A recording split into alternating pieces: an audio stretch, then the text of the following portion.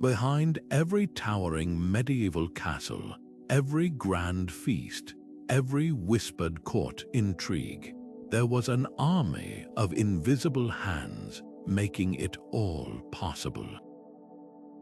Picture this while lords and ladies lounged in velvet-lined chambers, an entire world of servants moved like shadows through the corridors, their stories buried beneath centuries of silence.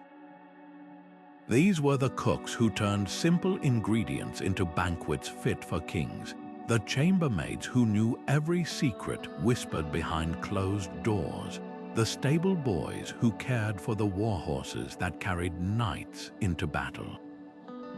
Their labor was the glue that held the medieval nobility's lavish world together, yet their names were rarely recorded, their sacrifices seldom celebrated. Why did history almost forget them, and what can their hidden lives teach us about the true cost of power and privilege in the Middle Ages? Step into the flickering torchlight of a castle kitchen at midnight where the hearth never cools. Here, a scullion, just a child, really stirs a cauldron heavier than they are, their arms trembling with exhaustion. Nearby, a laundress scrubs bloodstains from a nobleman's tunic, her fingers raw from lye soap. These weren't just workers, they were the pulse of the castle, the ones who kept chaos at bay. They navigated a world of strict hierarchies, where a single misstep could mean punishment. Yet they also carved out pockets of resistance, sharing gossip, smuggling extra bread to hungry friends, even influencing noble decisions through whispered advice. Their lives were a tapestry of hardship and quiet cunning, and today we're unraveling that tapestry thread by thread. From the wine cellars to the royal bedchambers, servants witnessed history in the making, yet their perspectives were rarely deemed worth preserving. But if we listen closely, the walls of these ancient castles still echo with their voices. What if the key to understanding medieval life isn't in the throne room, but in the bustling servants' quarters below? This is more than a journey into the past. It's a chance to meet the people who made history happen, one unnoticed task at a time. So let's lift the veil on their world, where every dusty ledger, every forgotten recipe, and every worn-out shoe tells a story of resilience. By the end, you'll never look at a medieval castle the same way again. The castle's workforce was a world unto itself, ruled by unspoken rules as rigid as the stone walls surrounding them. At the pinnacle stood the steward, a figure of quiet authority who managed the lord's estates, collected rents, and even presided over court cases in his absence. Imagine the weight of that responsibility. This was no mere servant, but a trusted confidant who could make or break fortunes with a single decision. Just beneath him, the chamberlain held sway over the private chambers of the nobility, guarding access to the lord's family like a human gatekeeper. These men often came from minor gentry themselves, their status blurred between servant and low-ranking noble, dining at tables finer than the knights in the hall. But descend just one rung on the ladder, and the disparity became stark. Cooks and pantlers wielded their own kind of power, controlling the castle's food supply, meant they could discreetly favor certain courtiers or punish others with meager portions. A head cook might wear a linen apron while his scullions shivered in rags, their hands cracked from hauling water and scrubbing pots. And then there were the stable hands, their bodies permanently marked by the kicks of spirited war horses, yet their expertise with these prized animals made them indispensable.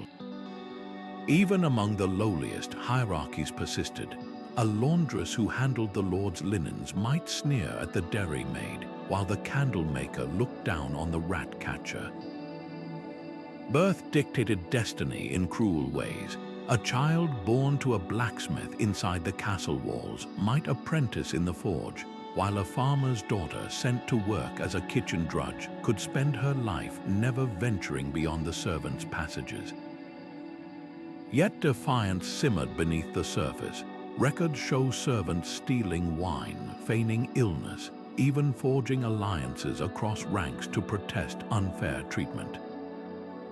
The castle's strict order was maintained not just through fear, but through a fragile web of negotiated loyalties where a chambermaid's gossip could topple a steward, and a stable boy's silence might be bought with an extra loaf of bread. This invisible dance of power and survival reveals more about medieval society than any royal decree ever could. The castle never truly slept. While nobles lingered in feather beds, servants rose in the pitch-black hours before dawn, their day already measured in tasks rather than hours. The baker's hands were the first to move, kneading mounds of dough by dim candlelight, his forearms burning as he prepared loaves for the morning meal. One misjudged measurement, too much salt or a sluggish starter, and the entire household might grumble over tough bread, leaving him to bear the steward's wrath. Across the courtyard, the laundresses plunged their hands into tubs of near-freezing water, scrubbing stains from fine linens with lye soap that stripped their skin raw. There were no gloves, no breaks for chilblained fingers, just the relentless rhythm of rubbing and wringing, a cycle as unending as the seasons. Yet within this grind, small rebellions thrived. A scullion might sneak a handful of raisins from the pantry, or a groom pause to warm his hands in the horse's breath while mucking stalls. Even the strictest castle had its blind spots, a shadowed alcove where exhausted servants could lean against the wall for just a moment, or a sympathetic cook who looked the other way as kitchen boys shared a trencher of pottage. These stolen fragments of rest were survival tactics passed down through whispers like precious contraband. Mid-morning brought no respite, only a shift in burdens. Pages darted through corridors like sparks from a fire, delivering messages, polishing armor, or holding noble ladies' trains aloft during promenades. Their backs ached from standing motionless for hours, but woe betide the child who fidgeted during a solemn ceremony. Meanwhile, the chambermaids changed bed sheets still warm from their occupants, folding corners with military precision while pocketing gossip as valuable as coin. Every crumpled letter left on a pillow, every drunken confession overheard while refilling wine, these were shards of power in a world that granted them little. As dusk fell, the rhythm changed but never slowed. Servants carried armfuls of firewood up narrow spiral staircases, their shoulders straining under the weight. Candle makers dipped wicks until their hands cramped, ensuring the great hall stayed ablaze with light for feasts they'd never attend. The lowest ranked slept in shifts, some curling up near hearths or stables, always half ready to spring awake at a bell's ring. And through it all, the castle's heartbeat continued, a symphony of scraping knives, sloshing buckets, and muffled footsteps on stone. What's striking isn't just the labor, but the ingenuity it demanded.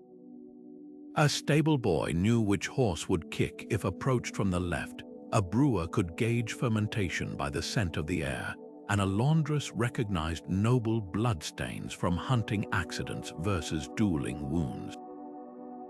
Their expertise was worn into calluses and hunched spines, yet it ran deeper than any knight's swordplay. These weren't just workers, they were the keepers of 1,000 unspoken rules, the ones who truly understood how the castle breathed. While nobles took credit for the grandeur, it was the servants who ensured the hinges didn't squeak, the wine didn't sour, and the fires didn't die. Theirs was a world of invisible mastery, written in blisters and moonlit exhaustion. The castle kitchen wasn't just a place to cook. It was a battlefield where status was carved into every chop of the knife and portioned onto every plate. At the center of this swirling chaos stood the master cook, a figure as commanding as any knight, his authority etched into the scars on his hands from decades of wielding blistering hot pans and razor-sharp cleavers. He dictated menus with the precision of a war strategist, balancing the whims of nobility against the reality of dwindling winter stores. One wrong spice, one undercooked pheasant, and his reputation, and sometimes his safety, hung in the balance. Beneath him, the kitchen's hierarchy unfolded like a recipe written in sweat and smoke.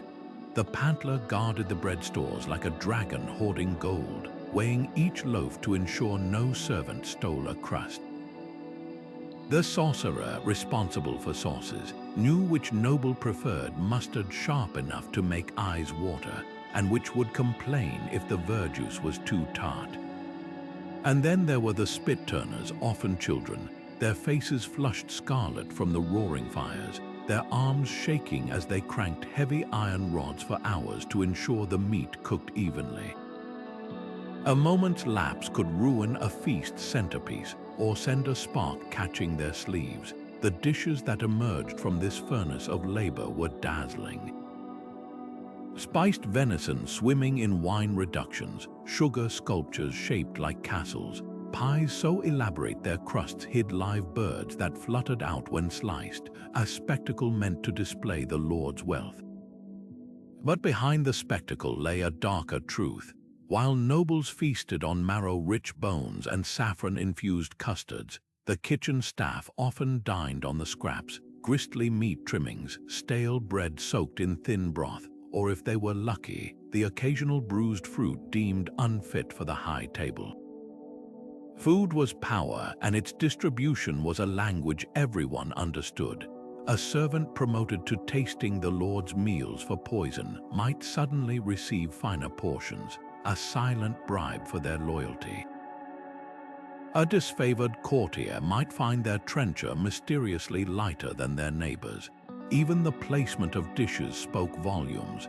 Venison served to a visiting diplomat at the head table signaled respect, while salted herring sent to a minor knight's quarters whispered disdain. Yet the kitchen also bred its own pockets of defiance. Clever cooks skimmed cream from the top of milk before serving it, hoarding the richest part for their own. Scullions traded kitchen gossip for extra helpings from sympathetic bakers, and on rare, hushed nights, when the nobles were deep in their cups, the staff might dare to roast a stolen hen in the embers, sharing it among themselves like a secret rebellion. The true irony, many of history's most celebrated medieval dishes, the spiced meats, the intricate pies, were created by hands that never got to taste them. The cook who perfected a lord's favorite plum sauce likely knew its flavor only by scent. The baker who crafted delicate marchpane sweets might never have felt sugar dissolve on his own tongue. In the kitchen's heat, hunger and artistry collided, revealing a truth sharper than any kitchen blade. In a world where food was power, those who made the feast were often left with the crumbs. The most dangerous knowledge in a medieval castle wasn't locked in treasure vaults or encrypted in letters. It lived in the minds of servants. A chambermaid smoothing bedsheets might catch fragments of a treasonous plot whispered between nobles. A page delivering wine could memorize the exact wording of a disputed inheritance. Even the lowliest scullion, scrubbing pots in the kitchen, knew which lord couldn't hold his drink and which lady slipped out to the gardens after dark. Information was currency, and servants traded it with the precision of merchants at a marketplace. Take the case of Marjorie Kemp, a laundress in 14th century England who noticed bloodstains on a nobleman's shirt the morning after a rival was found dead in the stables. She didn't report it, not until the steward lost a debt record her family owed. Suddenly, that shirt became evidence, and Marjorie's silence had a price.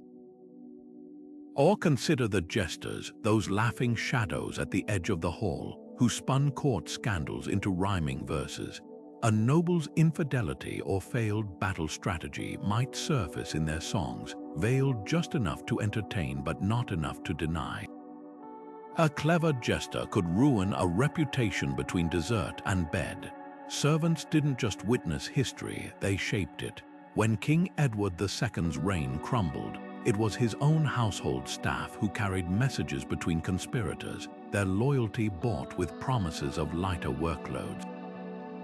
A century later, Anne Boleyn's downfall was hastened by ladies-in-waiting who testified against her under pressure, their words swaying the court's opinion. The unspoken rule was clear: anger a servant and your secrets might become public, befriend them, and your enemy's missteps could land in your lap. But this power was a double-edged sword. A groom caught eavesdropping might find himself whipped, while a maid accused of spreading gossip could be dismissed without reference, a death sentence in a world where employment meant survival.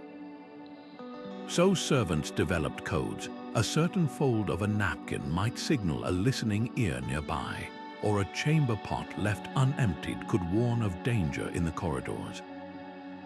Their communication was an art form, invisible to nobles but vital to their own safety.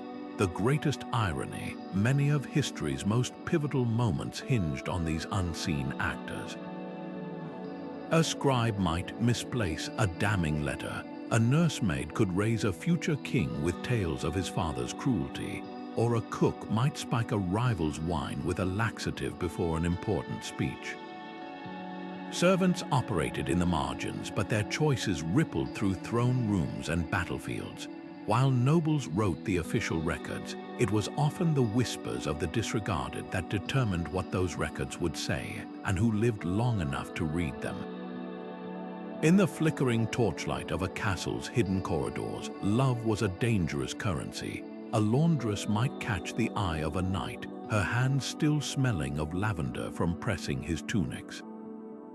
A stable boy could exchange lingering glances with the lord's daughter as he helped her mount her horse. These weren't just stolen moments, they were acts of rebellion against a world that demanded servants stay invisible and nobles marry for land or alliance. The punishment for crossing that line could be brutal: dismissal, imprisonment, even execution. Yet the heart rarely heeds warnings etched in stone. Take the tragic tale of Elena and Robert, a lady-in-waiting and a blacksmith's apprentice in 14th century England. Their secret meetings in the castle's abandoned dovecote were discovered when Elena's embroidered handkerchief, a gift from Robert, was found tucked beneath his workbench. The consequences were swift. Robert was banished to a distant estate, his hands bound to prevent him from ever practicing his trade again. Elena was married off to a minor noble 3 times her age, her letters burned before they could reach her lover. Their story survives only because a sympathetic scribe recorded it in the margins of a ledger, where such things were never meant to be written. But not all forbidden bonds ended in despair. Some servants and nobles weaponized love for survival. A clever maid might tolerate a nobleman's advances if it meant protection from the steward's wrath, or a cook could turn a lord's infatuation into a promotion for her brother. Even among servants, romance could be strategic. A brewer's daughter marrying the head groom ensured both families access to the castle's finest horses and ale. These weren't just affairs, they were negotiations conducted in whispers where affection and ambition blurred. The greatest risk, however, lay in love that defied all calculation. Like the Welsh bard who composed songs for a countess, his verses so stirring she abandoned her title to flee with him. They were hunted for years, their legend growing as they vanished into the countryside, surviving on stolen apples and the kindness of other outcasts. Or the French chambermaid who disguised herself as a boy to follow her knight to war, only to be revealed when wounded, a scandal that somehow melted into mercy when the knight refused to renounce her. These stories were rare, but they proved that even the strictest hierarchies could fracture when hearts refused to obey. The castle's true paradox: while nobles preached morality, their own households thrived on secrets. Lords fathered children with servants, then paid for their education. Ladies penned love letters to stable masters, their seals broken by spies. even the church turned a blind eye when powerful families discreetly arranged marriages between low-ranking nobles and wealthy merchants' daughters. What was forbidden for the poor was often negotiable for the privileged. Yet the servants' greatest act of defiance wasn't rebellion, it was memory. They passed these stories down like heirlooms: the scullion who became a lady, the squire who drowned rather than deny his love for a knight, the midwife who delivered a noble's bastard and later raised him as her own. These tales, sung in taverns and muttered over wash-basins, were a quiet revolution. They proved that behind every grand tapestry of noble life, threads of desire and desperation were woven just as tightly, and sometimes they refused to break. For every 100 years of bowed heads and whispered, "Yes, my lord," there came a moment when the castle's spine straightened in revolt. Servant uprisings were rare as hen's teeth, and just as startling when they appeared. The risks were unimaginable: torture, execution, entire families cast into starvation. Yet when the oppression grew too heavy, when the steward's whip bit too deep or the bread rations shrank to nothing, defiance erupted like a long-dormant volcano. Take the Great Kitchen Revolt of 1381 at Chateau de Coucy, where the head cook slipped bitter nightshade into a banquet stew, sending a dozen nobles retching into their gilded chamber pots. "No one died poison" was a message, not a massacre, but the message was clear. The next morning, the lord's private cellar was found emptied, and 3 kitchen boys had vanished into the forest with enough stolen silver to buy new lives. Or consider the infamous flight of the laundresses at Warwick Castle, where 20 women dropped their scrubbing boards into the moat and marched out the gates midwinter, their raw hands raised in silent protest against frozen washwater and chilblained fingers. They were dragged back, of course, but not before the entire county heard their story. The most explosive rebellions weren't chaotic brawls, but calculated strikes at noble vulnerabilities. A huntsman might accidentally lose the lord's favorite falcon before an important diplomatic visit. A blacksmith could forge armor with weak rivets that split at the first joust. Even something as small as a scribe misstating a land deed could unravel generations of inheritance. These weren't acts of mindless rage. They were surgical, precise, exploiting the nobility's dependence on invisible labor. Why so rare? The answer lies in the terrible arithmetic of survival. A starving scullion might dream of rebellion, but if his sister would lose her place in the weaving house as punishment, silence often won. Servants were bound by more than chains. They were trapped in a web of mutual dependencies, where one person's defiance could doom a dozen others. Yet when they did rebel, it was often with the chilling efficiency of those who had nothing left to lose. The greatest uprising of all left no bodies and no trial records because it succeeded. In 1423, the entire staff of a minor French barony simply vanished overnight. Not a spoon, not a ledger, not even the chickens remained. The baron awoke to cold hearths, unmade beds, and stables empty of every horse but his aging mare. The servants had clearly planned for months, down to the last detail. To this day, locals claim their descendants still live free in the mountains, laughing whenever nobles ride past. Whether true or not, the story itself became a weapon, passed from servant to servant like a sharpened knife hidden in a loaf of bread. These revolts reveal an uncomfortable truth. The medieval castle wasn't held together by loyalty or even fear, but by a fragile truce. The nobility needed servants far more than they admitted, and servants knew it. Every stolen moment of rest, every hidden bite of food, every sabotaged hunt was a reminder. Oppression could only stretch so far before the hands that built the world decided to unmake it.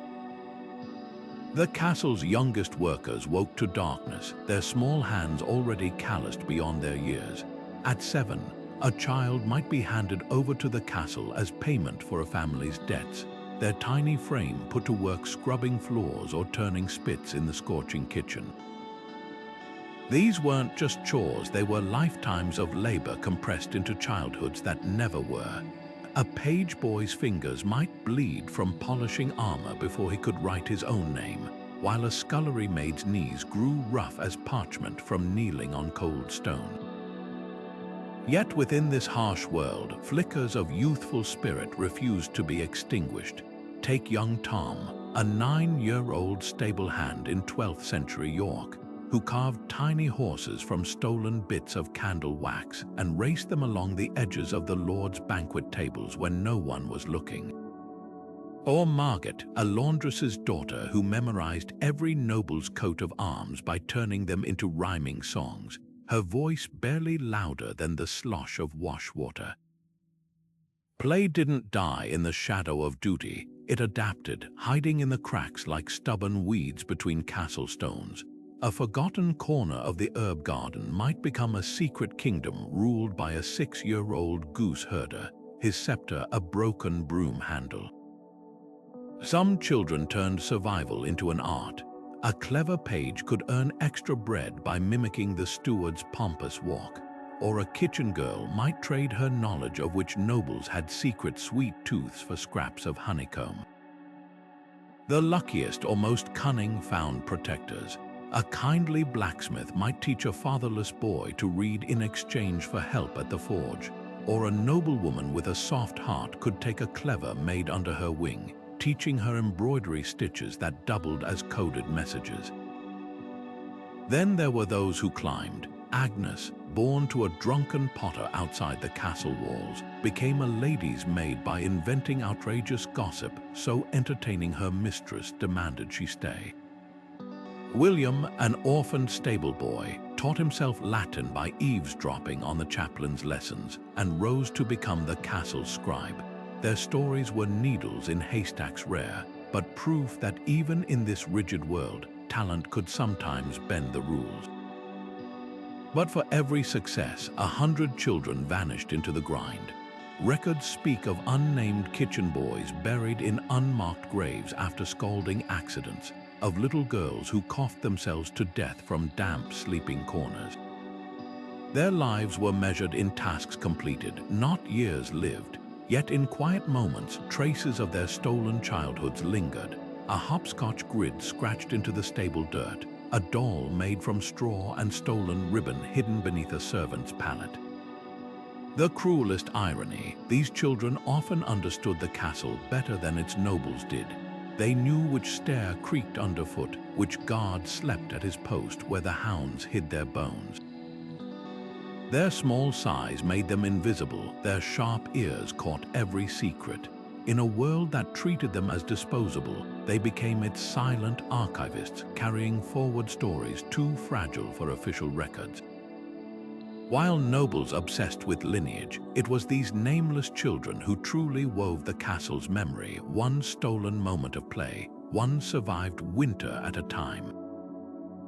Every castle had its shadow currency, the greasy coin of bacon fat traded for a favor, the stolen candle stubs that bought silence, the discarded rabbit bones boiled into broth and sold for a penny.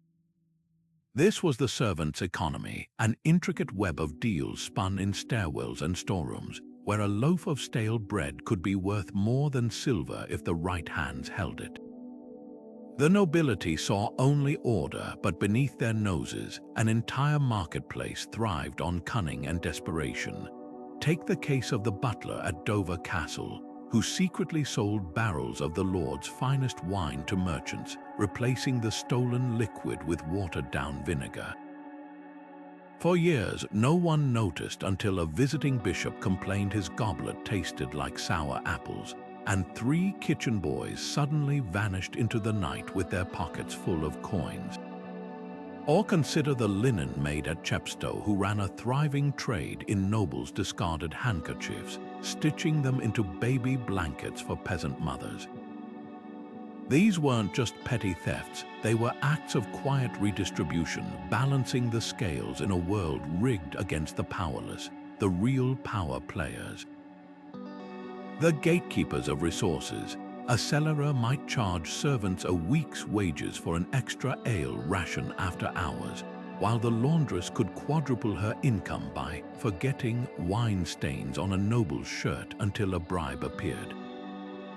Even children got in on the game pages, swapped spoiled fruit from the kitchens for wooden toys carved by the carpenter's apprentice. The castle's strict hierarchy crumbled in these transactions, revealing a fluid underworld where a rat catcher's knowledge of secret passages could make him richer than a scribe. But the risks were brutal. A stable boy caught selling clippings from the Lord's prized stallion's mane, believed to bring luck in gambling, was branded on the cheek.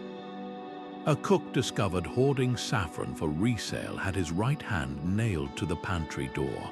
Yet the trade continued because hunger was a sharper punishment than any whip. Servants developed elaborate codes. A knot in a hanging tapestry meant guards were watching, while a chamber pot left on a windowsill signaled safe passage for smugglers.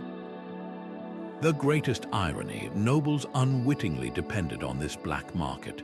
When a duke's favorite hound went missing, it was the scullion's underground contacts that tracked the dog to a neighboring lord's kennels for a price. When a lady's stolen pearl necklace reappeared in her dressing table, no one asked which servant had negotiated its return from a fence in the village. The castle's smooth operation relied on these shadow dealings, even as its laws condemned them. In the end, the true measure of a servant's worth wasn't their official wage, but their network, who would barter a wedge of cheese for gossip, who could procure a midwife in the dead of night, whose cousin in the village would hide a stolen ham. This economy of whispers and winks didn't just keep bodies fed, it kept hope alive. For every 10 servants caught and punished, 100 more perfected the art of taking just enough to survive, but never enough to be noticed. Their greatest skill wasn't labor, it was making theft look like loyalty. A servant's body was the castle's most disposable tool.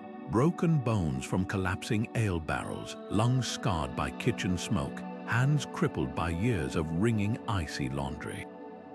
Medical care was a luxury reserved for nobility. A scullion with a festering burn would be handed a poultice of moldy bread and told to pray. The infirmary, if one existed at all, was little more than a drafty alcove where the dying were tucked away so their moans wouldn't disturb the Lord's Supper.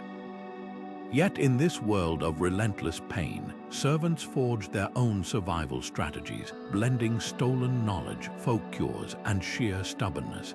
Consider the ever-present threat of fire.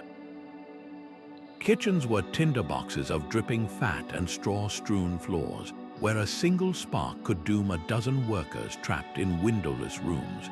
Records from 14th century London describe a cook who lost his eyebrows and 3 fingers trying to smother a grease fire with his own apron. With no way to douse flames quickly, servants developed macabre precautions. Buckets of sand at every corner, children stationed as lookouts, and the grim understanding that those nearest the hearth would burn first. Then there were the slower killers. Laundresses developed washer's lung from breathing live fumes, their coughs turning bloody by 30. Stable boys inhaled enough horsehair and dung dust to choke by 40. Even the castle's grandeur hid dangers. Spiral staircases worn smooth by centuries of footsteps became death traps in wet boots, and servants plummeted to their deaths while carrying armfuls of firewood. The nobility's solution, a muttered prayer and a replacement hired by sundown. Plagues swept through servant quarters like scythes through wheat. When the Black Death came, nobles fled to country manors, while servants were left to guard infested castles, dying in heaps outside the gates. Those who survived turned to desperate remedies: onion compresses for boils, vinegar-soaked rags over their faces, even swallowing powdered emeralds believed to ward off miasmas. Superstition wasn't just comfort, it was the only medicine available. A midwife might hang a hagstone over a birthing mother's bed, while a groom would never shoe a horse during a waning moon, lest the beast go lame. The greatest irony, servants often knew more of healing than the castle's visiting physicians. Herbalists memorized which weeds reduced fever or eased childbirth, passing knowledge through generations like stolen treasure. A baker's daughter could set a broken arm with wooden splints, while an old huntsman might brew pine needle tea to cure scurvy. Theirs was a science of observation and desperation, perfected on bodies the nobility considered expendable. Yet even in suffering, defiance flickered. Some servants turned their ailments into weapons. A feverish kitchen boy deliberately coughed near the steward's wine, winning a week's rest. A laundress with aching joints exaggerated her limp until reassigned to lighter duties. Pain became a language, a way to negotiate the unbearable. And when all else failed, they left their mark in the castle's very stones, palm prints pressed into wet mortar, initials scratched into beams, silent testaments to lives spent propping up a world that never saw them as human. Festivals crackled through the castle like lightning, brief, dazzling moments when the usual order flickered.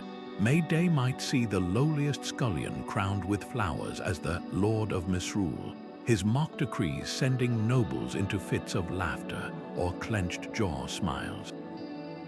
Christmas revels turned the great hall upside down, with servants singing bawdy songs as stewards and ladies-in-waiting danced jigs together, their laughter echoing off walls that normally echoed with whispered hierarchies. These weren't just parties, they were pressure valves, carefully sanctioned explosions of chaos that kept the engine of servitude running the rest of the year. Some traditions belonged solely to the servants. The Hunt the Slipper game, played in flickering candlelight after nobles retired, involved passing a shoe under skirts and aprons while a blindfolded stable boy tried to catch it, a rare chance to tease and touch without punishment. During harvest festivals, kitchen staff baked dumb cakes with pinches of stolen spices, giggling as they ate them backwards to dream of future lovers. Even the food transformed. Coarse barley bread gave way to sweet fermenti, and servants might taste the same spiced wine they'd poured for nobles all year. But the mask of equality was tissue thin. A steward, playfully bowing to a milkmaid, still made sure his velvet sleeve never brushed her homespun dress. The lord, tossing coins to servants during Twelfth Night, kept his purse strings tight enough to remind everyone it was charity, not wages. And woe betide the groom who drank too much and forgot to call the baron, "My lord." The next morning, festive leniency ended at dawn. The most subversive celebrations happened far from noble eyes. Deep in the kitchens, servants held their own turnspit feasts, where the spit boy, who spent all year turning meat, was served first. In the stables, groans raced mice they'd secretly trained, betting stolen bits of cheese. These weren't just games, they were tiny rebellions, rehearsals for a world where roles weren't fixed at birth. For one shining night, a laundress might dance with a knight, her calloused fingers brushing his jeweled belt. A butcher's son could outshoot the lord's huntsman in an archery contest, winning cheers instead of scorn.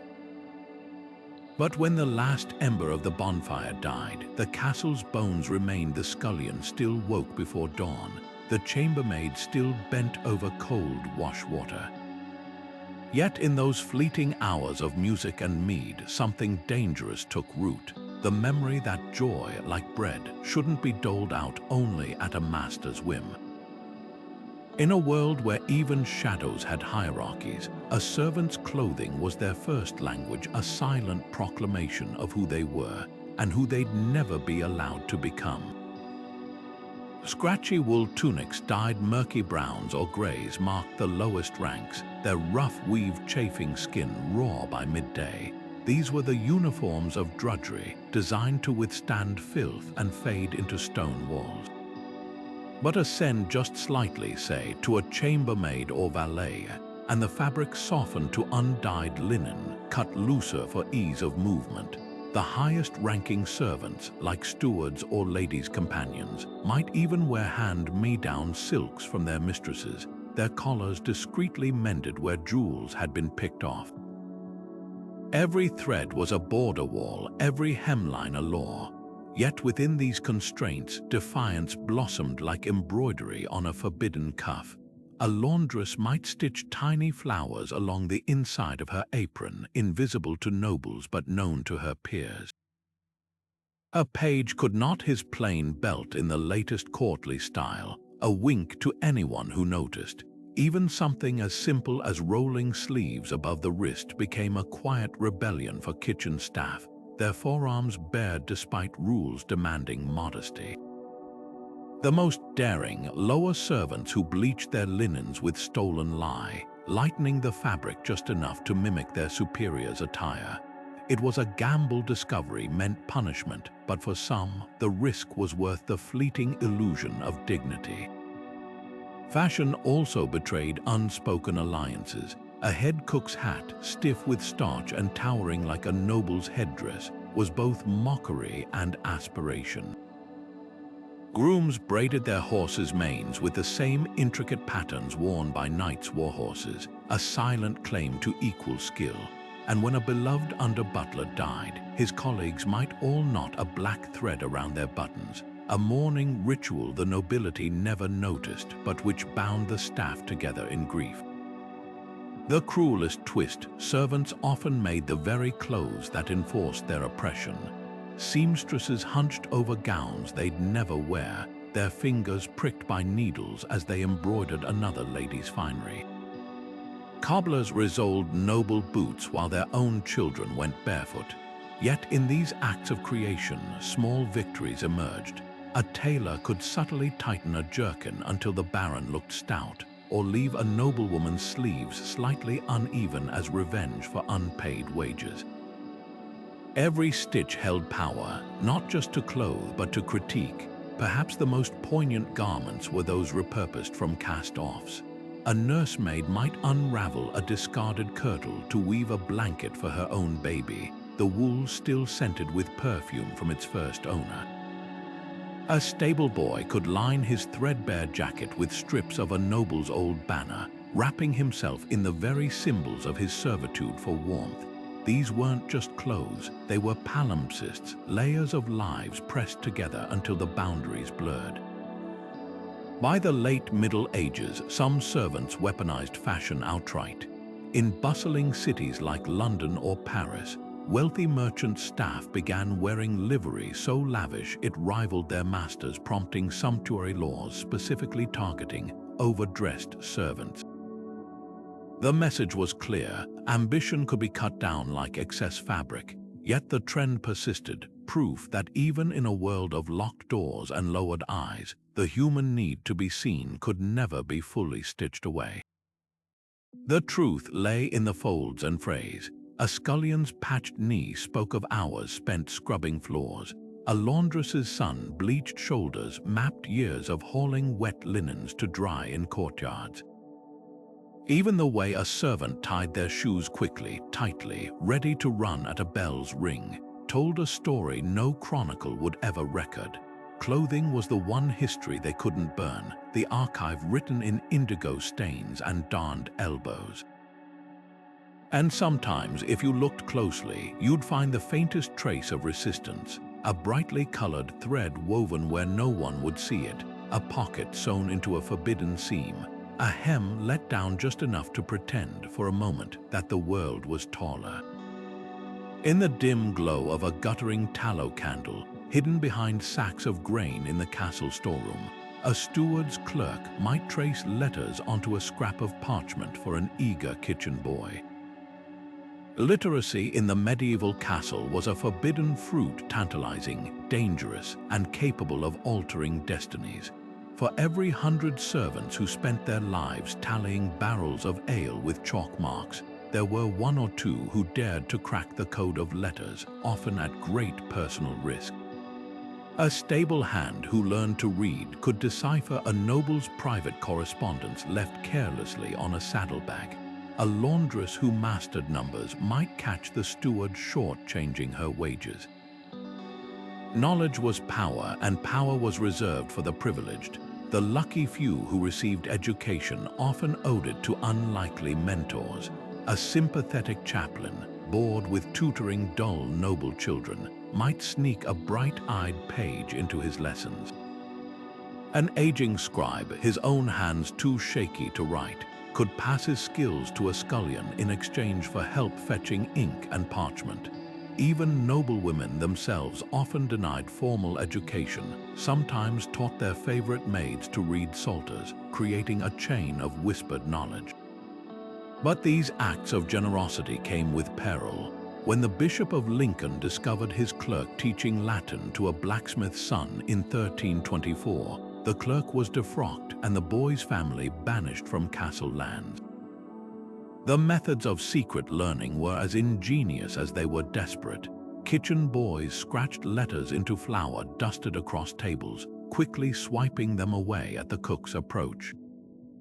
Grooms memorized verses from stolen poetry scrolls while mucking stalls, reciting them back to each other like forbidden incantations. Some servants learned by pure osmosis, standing near scribes as they read aloud, or piecing together words from the fragments of discarded letters used to line pie tins. The most daring, women who disguised themselves as monks to attend cathedral schools, their voices carefully lowered and their hair shorn short. Literacy opened doors and invited suspicion. A servant who could read might rise to steward or bailiff, overseeing estates and commanding respect, but ambition in the lower ranks was a spark near gunpowder. Records from York in 1411 tell of a brewer's daughter who taught herself accounting, only to be accused of witchcraft when she corrected the Lord's tax records. Her fate, imprisonment in a convent where, ironically, she spent her days transcribing illuminated manuscripts. The greatest irony lay in the castle's dependence on these clandestine scholars. Who decoded foreign merchants' letters when the Lord's scribe was ill? Who tallied the wool sacks when the official counter drowned crossing a river? Time and again, nobles reluctantly turned to the very servants they'd forbidden to learn. The weaver's son who understood Flemish trade terms, the falconer who could read Arabic treatises on hawking. These hidden experts walked a razor's edge, their value balancing precariously against the threat they posed to the social order. Yet for all the risks, the hunger for knowledge never died. Servants pressed flowers between the pages of stolen books to remember passages they loved. They carved alphabets into cheese rinds and melted them before dawn. They passed stories down like treasured heirlooms, not just tales of knights and ladies, but the far more dangerous idea that a mind could never truly be imprisoned. Long after the castles crumbled, their silent rebellion would outlast the nobles' gilded proclamations, proof that some fires once lit refused to be extinguished. Beneath the towering arches of the castle chapel, where nobles knelt on velvet cushions, a different kind of worship unfolded in the shadows. The chaplain, robed in fine wool, might recite Latin psalms for the Lord's family, but in the back pews, scullions and stable hands whispered prayers in their own rough dialects, fingers tracing crude crosses on their soot-stained tunics. Religion was the great equalizer in a world built on inequality, offering servants something even the mightiest noble couldn't buy: hope beyond this life. Chaplains and almoners moved through the castle like spiritual physicians, their duties as layered as the society they served. The chaplain heard confessions in the Lord's private oratory, where sins of power were absolved with generous donations to the church. Meanwhile, the almoner distributed stale bread to beggars at the gates, leftovers from last night's feast, wrapped in piety like a thin veneer over guilt. Yet for all its ties to privilege, faith also became the servant's secret language. A laundress might slip a threaded needle and a whispered Hail Mary into the pocket of a homesick kitchen boy. A blacksmith could shape iron nails into rough rosaries, trading them among the staff for scraps of wool to keep their hands warm during winter prayers. The castle's stone walls absorbed more than just noble sermons. They echoed with the quiet rebellions of the devout. When a cruel steward forbade servants from attending Mass, they invented their own rituals, blessing buckets of well water at dawn, or marking saints' days by hiding sprigs of holly in their straw pallets. In 1432, a group of Welsh stable hands were flogged for singing forbidden hymns about Moses leading slaves to freedom, lyrics that struck too close to home.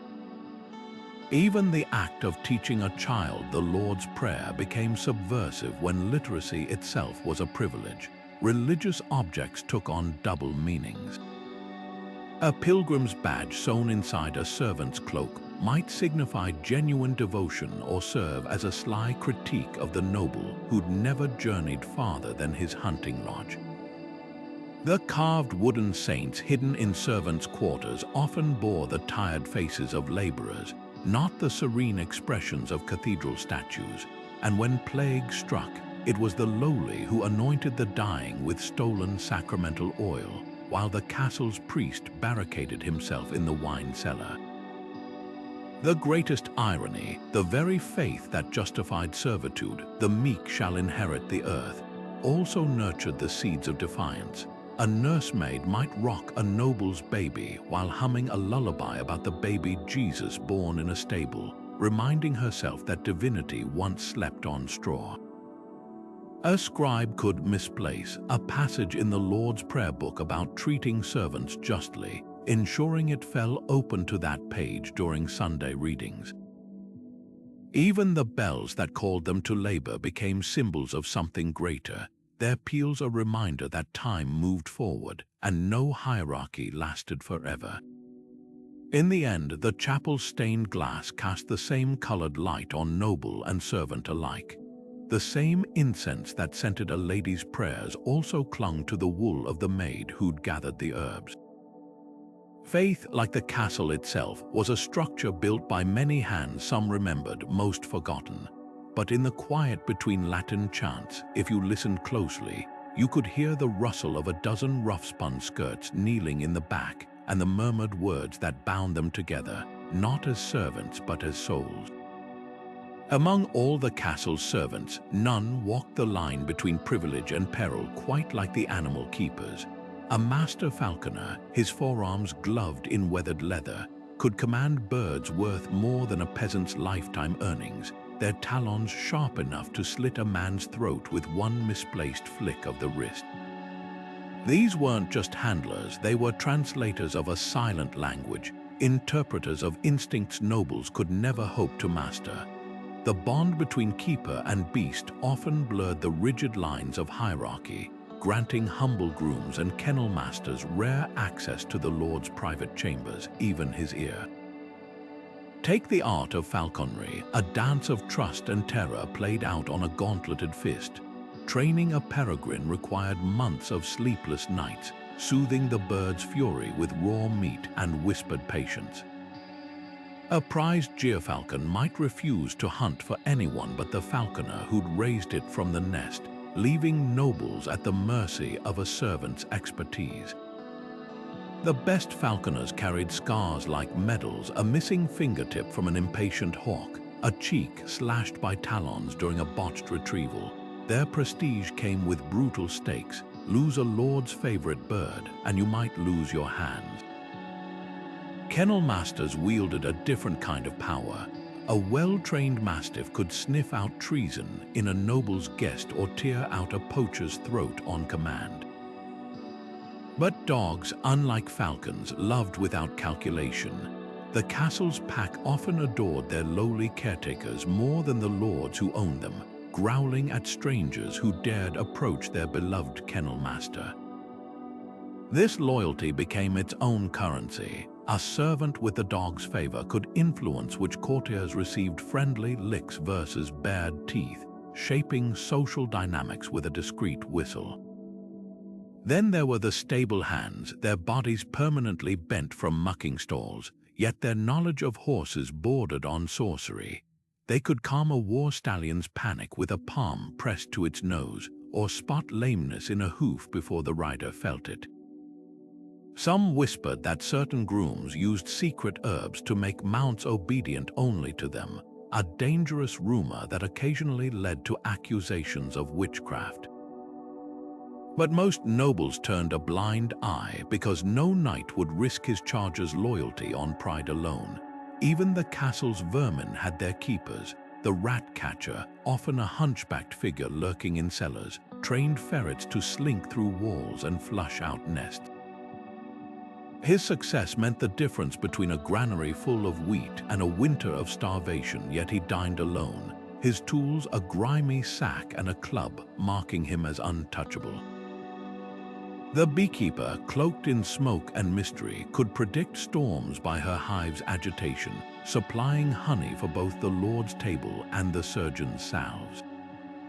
The animals themselves mirrored the castle's hierarchies, a hunting falcon perched on embroidered cushions while the mouser cats slept in drafty corners. The lord's favorite greyhound wore a silver collar, but the turnspit dog, bred to run in a wheel that rotated roasting meat, was worked until its paws bled. Servants noticed these parallels and drew their own conclusions. A stable boy might slip an extra apple to an overworked mare, just as he wished someone would do for him. In the end, the keeper's greatest secret was this: they knew the animals better than the nobles ever would. A falconer could read a bird's mood in the tilt of its head. A groom sensed a horse's fear before it spooked, and the kennel master knew which hound would mourn loudest at its master's death. While lords saw beasts as possessions, the servants recognized them as kindred spirits, creatures bound by duty, their fates hinging on the whims of those who claimed to own them.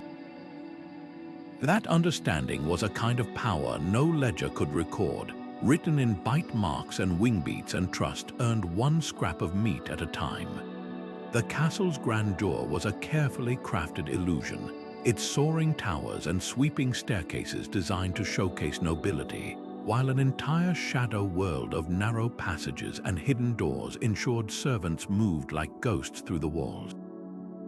These weren't just shortcuts, they were architectural shackles, enforcing a rigid separation between those who ruled and those who served. Spiral staircases twisted clockwise to give sword-wielding nobles the advantage over right-handed attackers, but they also kept servants hunched and unbalanced as they lugged firewood or chamber pots uphill. The pardoner's door, a sly little entrance near the chapel, allowed priests to slip in unseen for private confessions, and let scullions dump kitchen waste into the moat without offending noble eyes. Every stone was a calculated reminder: know your place and stay in it. The most skilled navigators of this hidden maze weren't the lords or knights, but the lowly, gong farmers who cleaned latrines. These outcasts memorized every slippery servant's stair and grease-blackened tunnel, their knowledge of the castle's bowels rivaling the steward's ledger-keeping. A single misstep could mean plunging into darkness, like the unfortunate turnspit boy at Warwick Castle, who vanished into a forgotten oubliette, his cries muffled by layers of stone until the rats drowned him out. Yet these labyrinths also bred defiance, a network of listening tubes, narrow gaps in walls meant for spotting invaders. Let chambermaids eavesdrop on private councils, while wine cellar tunnels became smuggling routes for stolen ale. Servants' quarters were afterthoughts crammed into damp corners, their ceilings so low even children stooped. At Dover Castle, laundresses slept in arched recesses originally meant for storing siege weapons, their breath frosting on cold stone. In winter, they huddled together like livestock, their body heat the only warmth against drafts that snuffed candles mid-flame. Yet these cramped spaces fostered a fierce camaraderie. Scratched games of merrills adorned floorboards, and hollowed-out bedposts hid love notes or stolen sweets. The very walls whispered secrets, initials carved by generations of hands, faded tallies marking days until a debt was paid. The castle's cruelest design trick, its dual faces. Sun-drenched galleries where nobles lounged opened onto airy courtyards, while servants trudged through murder holes, open grates in ceilings where boiling oil could be poured on attackers, but which also drenched messengers in rainwater.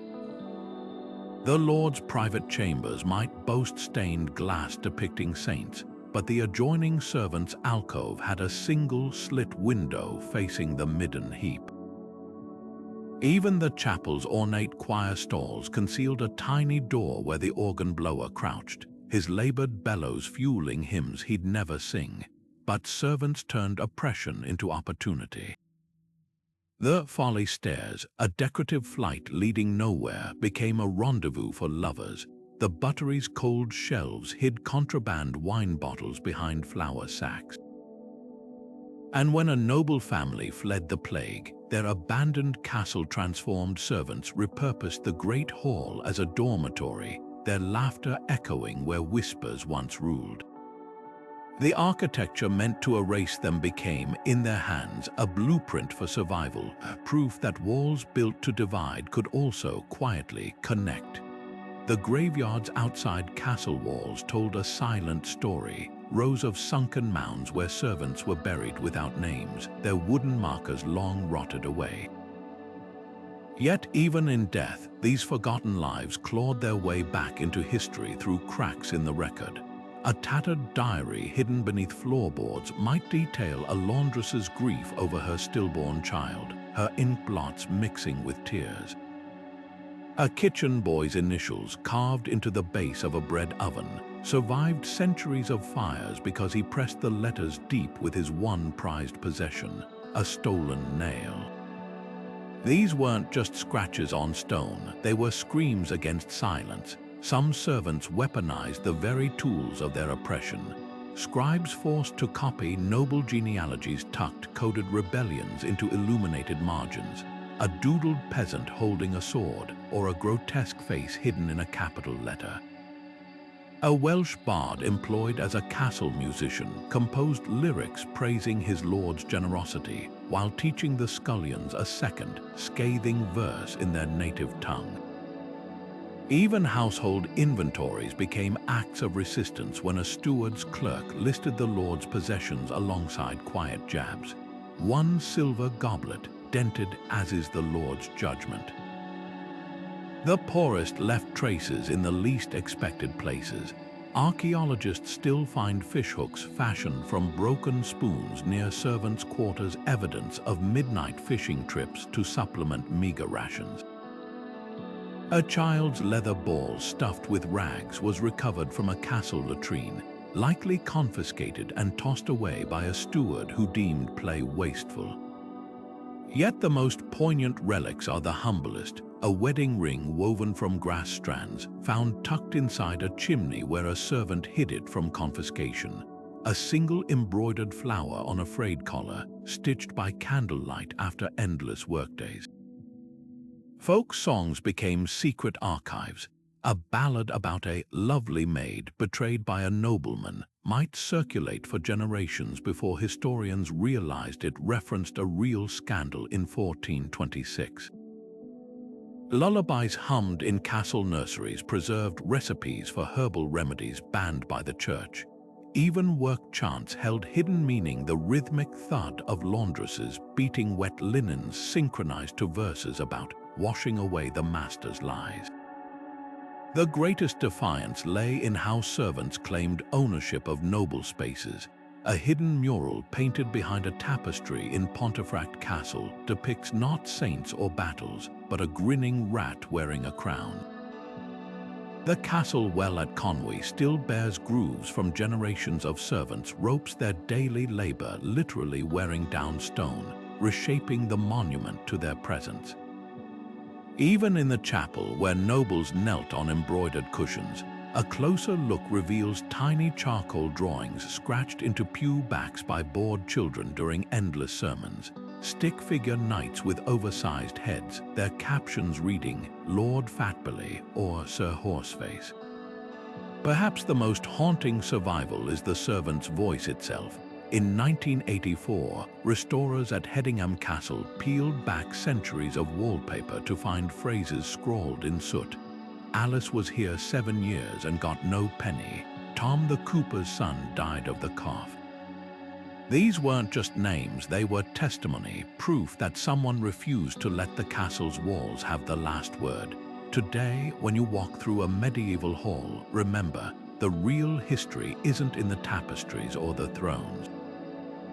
It's in the floorboards groaning underfoot, still shaped by thousands of forgotten footsteps that stubbornly refuse to fade away. The castle's labor was divided by gender as sharply as a sword cleaving would yet scratch the surface, and the lines blurred like wet ink on parchment.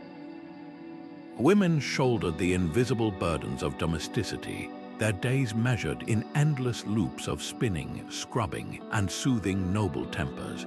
Laundresses bent over steaming tubs until their backs curved like hooks, while wet nurses offered their own infants to peasant neighbors to free their breasts for a noble's whim. Men, meanwhile, marched through outdoor labor like a regiment, hauling stone, swinging blacksmith hammers, or risking their necks repairing castle roofs in howling winds. These divisions weren't just tradition, they were law, enforced by sumptuary statutes and church doctrine that framed women's work as naturally gentler, despite the calloused hands and snapped spines that proved otherwise. But exceptions flourished like weeds in the castle's cracks. In the bustling kitchens, women like Margaret, the pasty queen, commanded armies of scullions, her voice booming over the clatter of pots as she portioned out meat pies with the precision of a general deploying troops. Far from delicate, her hands could disjoint a stag carcass before the chapel bells rang for prime. Meanwhile, in the quiet scriptorium, Brother Elias, a monk assigned as the castle scribe, found his true successor in sharp-eyed Agnes, a steward's daughter who copied manuscripts with such flawless precision that the bishop never noticed the delicate flourishes in the margins were hers, not Elias's trembling work. Some roles became gender battlegrounds.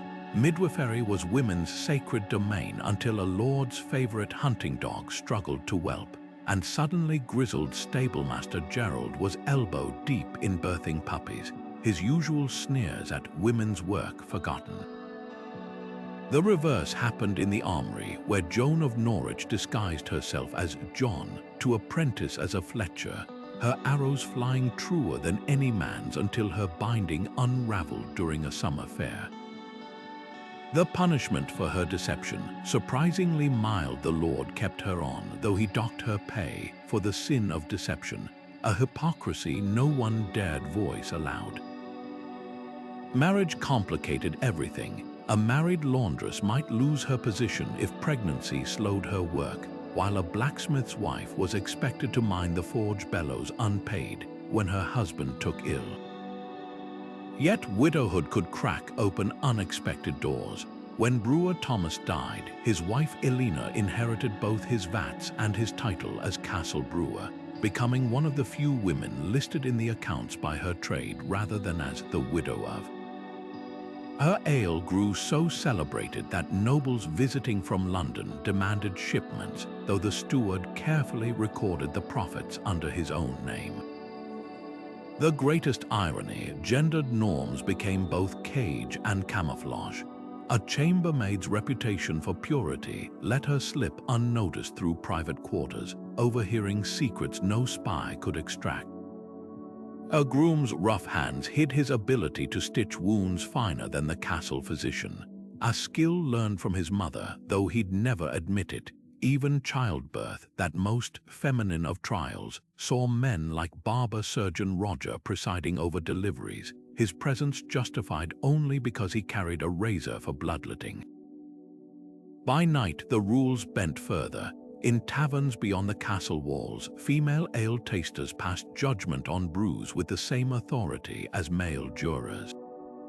Older women, freed from childbearing, became sought-after cunning folk, diagnosing ailments with herbs while male physicians bled patients into stupors. And in the shadows of the buttery, young kitchen girls bet their wagers on dice games with stable boys, their laughter ringing equally loud whether they won or lost. The castle's strictest divides weren't between men and women, but between those who clung to rules and those who quietly rewrote them. When plague swept through in 1348, it was the lowly herb woman, not the Latin-trained doctor, who saved the Lord's son with a poultice of moldy bread. And when the Great Siege of 1421 left the castle starving, who kept the children alive? The burly armorer who secretly knew how to forage edible roots from his days as a shepherd's son. Survival, in the end, cared little for the hand that fed it, only that the hand was skilled and brave enough to reach. Winter transformed the castle from a fortress of stone into a prison of ice, where every breath hung visible in the air and fingers turned blue around chamber pots emptied too slowly. While nobles lounged on fur-lined benches, their goblets steaming with spiced wine, servants chipped ice from frozen well ropes with bare hands, their knuckles splitting like overripe fruit. The damp that seeped through the castle's walls wasn't just discomfort, it was a slow thief, stealing warmth from bones and molding the straw in pallets until servants slept on something closer to compost than bedding. Yet in this seasonal gauntlet, the lowest ranks devised survival strategies as ingenious as they were desperate. Take the well-gang's teams of servants who worked in shifts to keep water flowing when temperatures plummeted.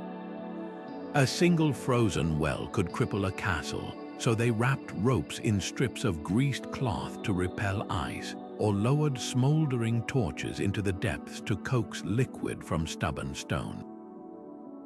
Some even slept in shifts beside the well house, their body heat keeping the mechanism just warm enough to turn at dawn. Meanwhile, kitchen staff hoarded every scrap of fat, rendering it into candles that burned longer and brighter than tallow, their flickering light the only barrier against winter's endless night. Food scarcity turned mealtimes into silent battles. While nobles feasted on smoked meats and preserved fruits from their cellars, servants stretched moldy grain into watery gruel, tossing in pine needles for vitamin C to stave off scurvy. The cleverest foragers knew which castle roots could still be dug from frozen ground burdock for starch, dandelions for bitter greens, and which mice nests held hidden hoards of nuts. A single stolen onion tucked into a stew pot might mean the difference between sickness and health for an entire servant's table. Cold reshaped the body itself. Laundresses developed permanent stoops from hunching over icy wash water, their fingertips cracking into bloody crevices. Stable boys slept nestled among horses for warmth, their breath mingling with the animals in foggy clouds. Even the castle's architecture conspired against them. Spiral staircases designed to favor right-handed defenders now became treacherous slides of black ice, where a single misstep could send a servant tumbling with an armful of firewood. Yet winter also bred unexpected alliances. The stern steward might forget to lock the door to the wool storehouse, letting servants stuff their shoes with raw fleece.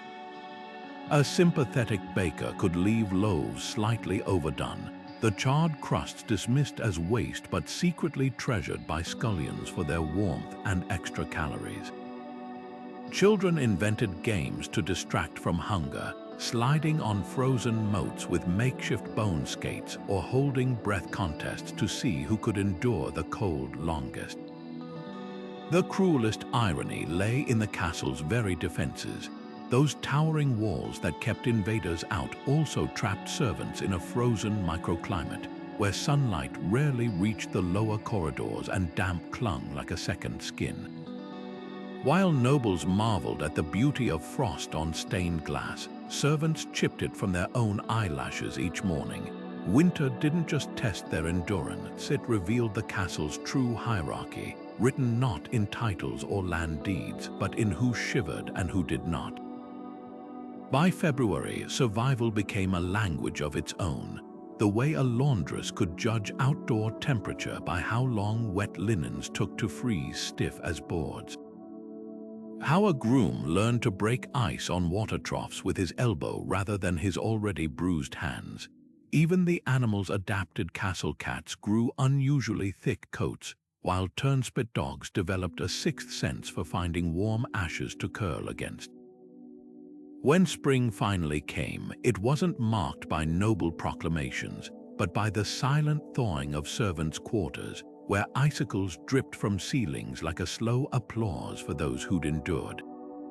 The castle's winter was never just a season, it was an annual reckoning, proving once again that while nobles owned the land, it was the servants who truly knew how to live with it.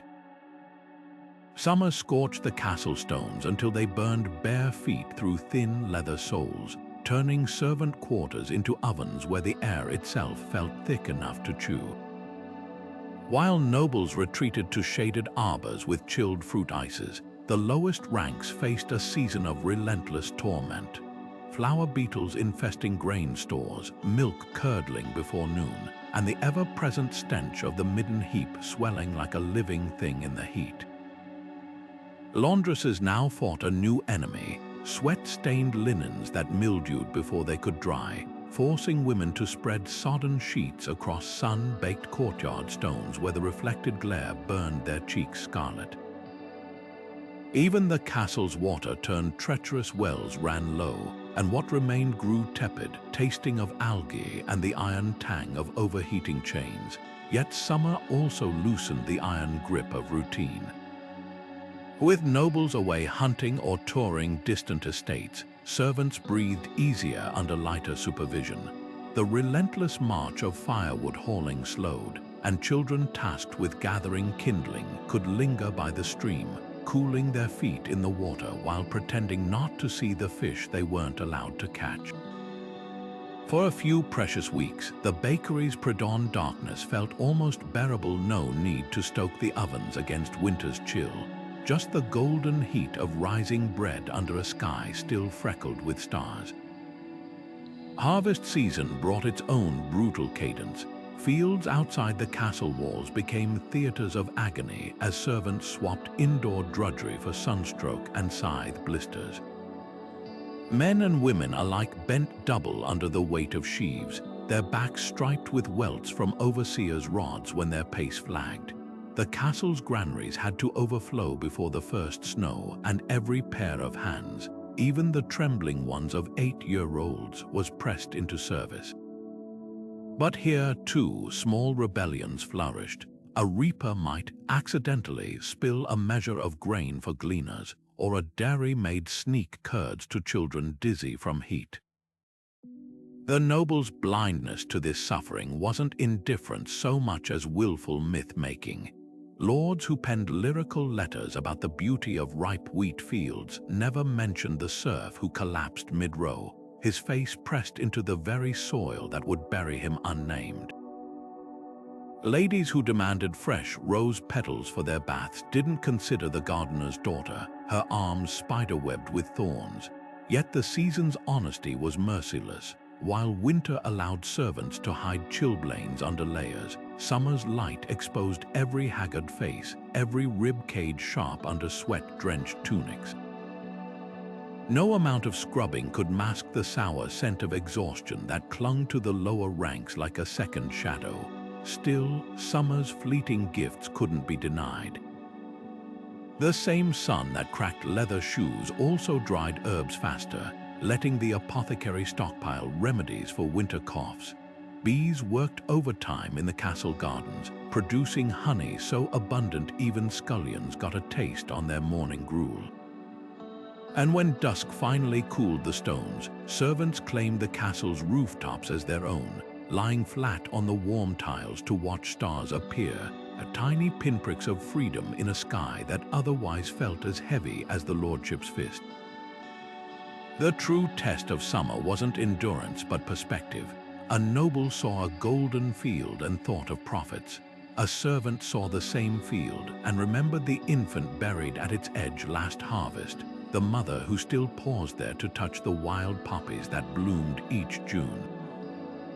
The season's cruelty and kindness were two sides of the same coin, spent quickly in the relentless economy of survival. By August, even the sun seemed tired, its glare softening just enough to hint at the autumn ahead. A season of new burdens, yes, but also of apples stolen straight from the branch, and the first merciful chill that would let aching bones rest. The tools of castle servants were extensions of their hands worn smooth by generations of palms, each groove and stain telling a story of silent innovation. Take the humble butter churn, a deceptively simple device that became a battleground of ingenuity. Laundresses discovered that adding crushed lavender stems to the paddle's grooves masked the rancid tang of aging cream, while dairy maids in northern castles fashioned churns from hollowed-out oak trunks, using the wood's natural porosity to regulate temperature. These weren't just utensils, they were alchemical instruments, transforming sweat and patience into gold for noble tables. Blacksmiths wielded even greater mastery, their forges humming with a symphony of specialized tools most nobles never glimpsed. A fullering hammer with a rounded edge could shape red-hot iron into plowshares by dawn and sword blades by dusk, while tongs of 1,000 grips, each jaw width calibrated for different tasks. Let one smith switch between delicate hinge work and brute horseshoes without missing a beat. The real genius lay in their scrap economy. Broken nails became rivets, discarded armor plates were reforged into cooking pots, and even the charcoal dust from their fires was swept up to polish silver. Nothing was wasted because nothing could be afforded. Textile workers operated on another plane of precision. A spinner's distaff might look like a simple stick to noble eyes, but servants knew the secret of weighting it with lead pellets to maintain perfect tension in flax thread.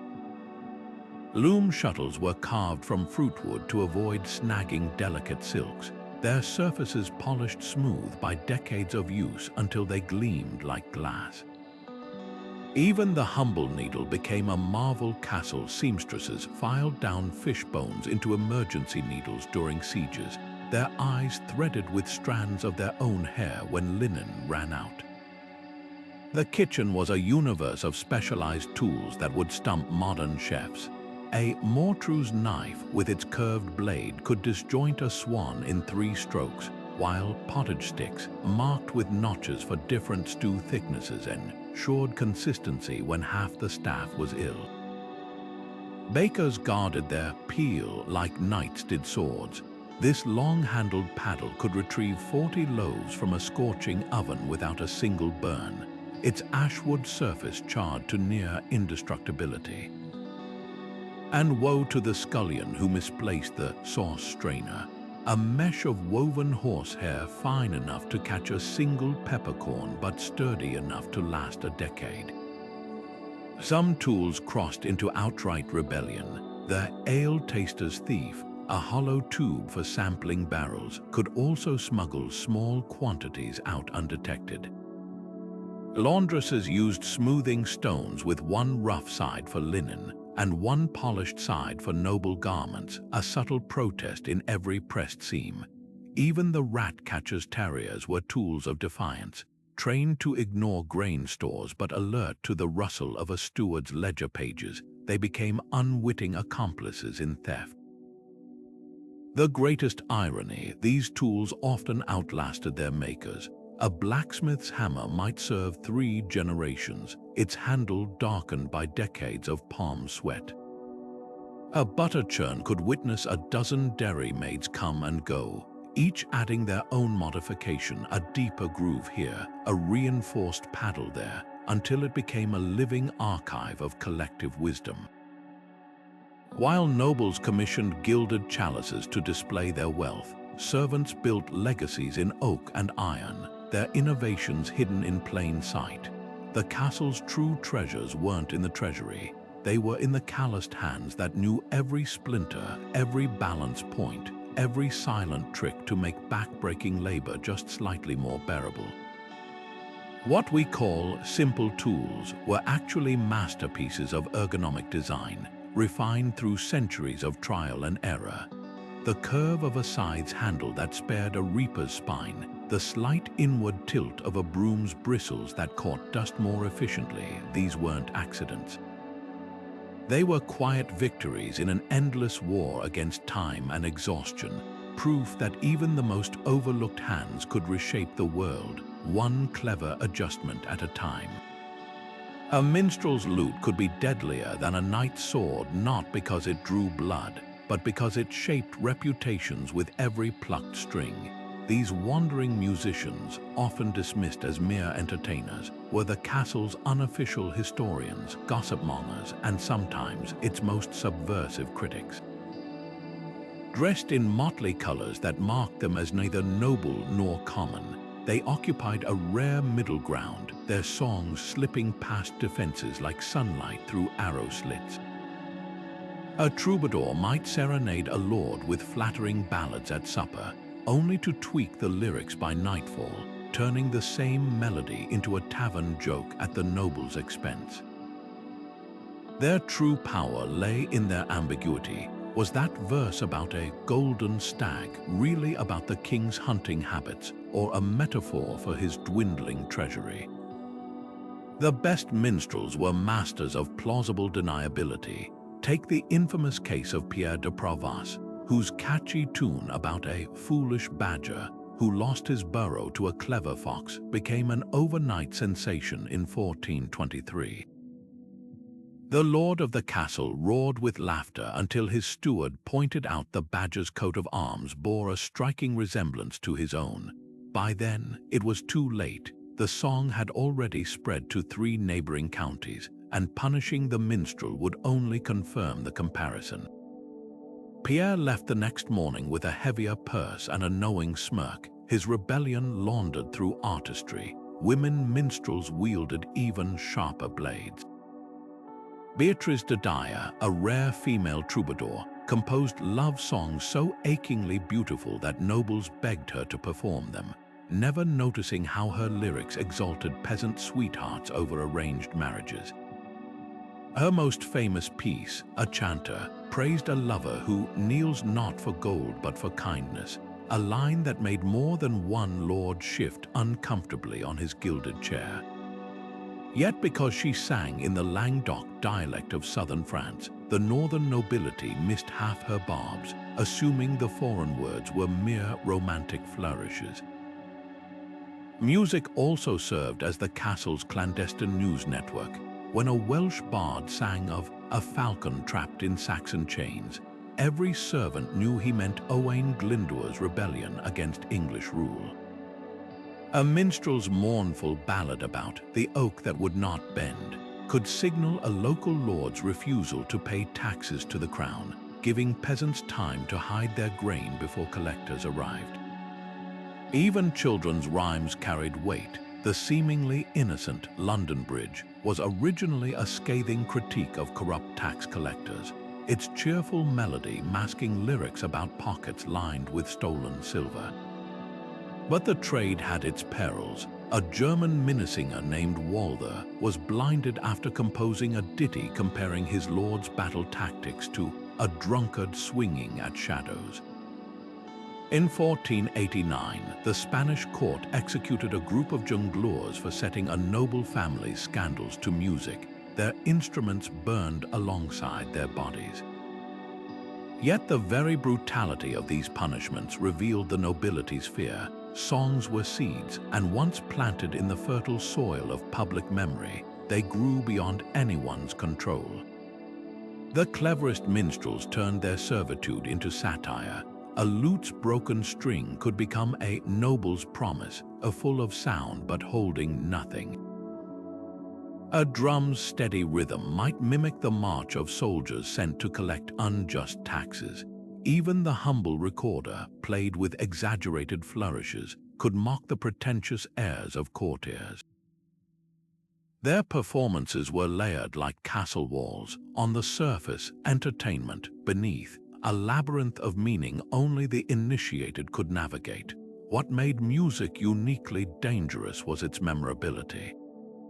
A peasant might forget a sermon or a law, but a catchy tune about the baker who outwitted the sheriff would be hummed for generations. Songs traveled farther than any messenger, leaping language barriers and class divides with ease. By the time the church banned certain melodies as corrupting, those same tunes were already being whistled by fishmongers in Antwerp and weavers in Florence. The minstrels' ultimate revenge, their art outlasted their oppressors. Today, we remember Elena of Aquitaine not through dry court records, but through the troubadour songs she inspired. The tyrannical Baron Reynard survives only as the punchline of a ballad about a fox and a rotten cheese. In the end, the servants who seemed to have no voice became the ones who decided which stories would echo through time, and which would dissolve like mist over the moat. The castle's servant ranks held whispers of distant lands, captured soldiers from French wars grinding grain in English mills, Moorish cooks from Iberia spicing noble banquets with saffron and cumin, Scandinavian stable hands teaching local grooms how to braid horse manes in the northern style. These foreign servants were walking contradictions, indispensable for their exotic skills yet forever marked as outsiders, their accents curling around castle corridors like smoke from an unfamiliar incense. A Flemish weaver might be prized for her intricate tapestries, but when plague struck, villagers would point first to her foreign humors as the cause. Language barriers turned daily tasks into minefields. A Hungarian blacksmith could misinterpret an order for hinge repairs, only to face accusations of sabotage when the gate later jammed. Some masters took cruel advantage. Documents from Burgundy reveal a lord deliberately giving conflicting instructions to his German groom and French page, laughing as the boys argued in broken Latin. Yet linguistic isolation also bred innovation. At Château de Chinon, a Sicilian scribe created a pictograph system for illiterate servants, simple drawings of brooms, pots, and bedchambers that transcended dialects. Within months, even the Breton scullion could follow cleaning schedules without understanding a word of French.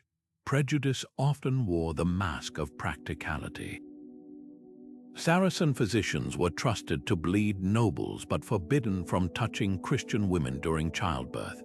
A Jewish money lender's daughter might be pressed into service as the lady's fortune teller, her Hebrew psalms mistaken for mystical incantations. The castle's unspoken rule was clear. Foreignness could be exotic, even useful, so long as it stayed in its assigned lane. Yet cultural exchange flourished in the cracks.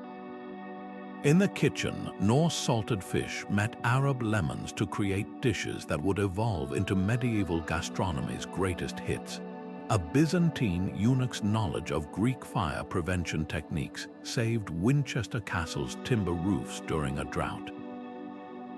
Even sartorial borders blurred. Scottish grooms introduced tartan knee wraps that became fashionable among English stable hands, while Italian glove makers taught their English apprentices to line winter mittens with rabbit fur. The most heartbreaking tensions often played out between servants themselves.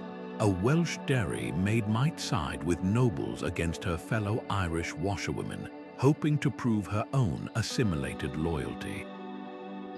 Castles became pressure cookers of competing diasporas, where a Norman butcher and Saxon baker could maintain ancestral feuds over carcass divisions that no noble even noticed. Some turned their outsider status into power. At Kenilworth Castle, a captured Moorish archer named Yusuf became the steward's secret weapon.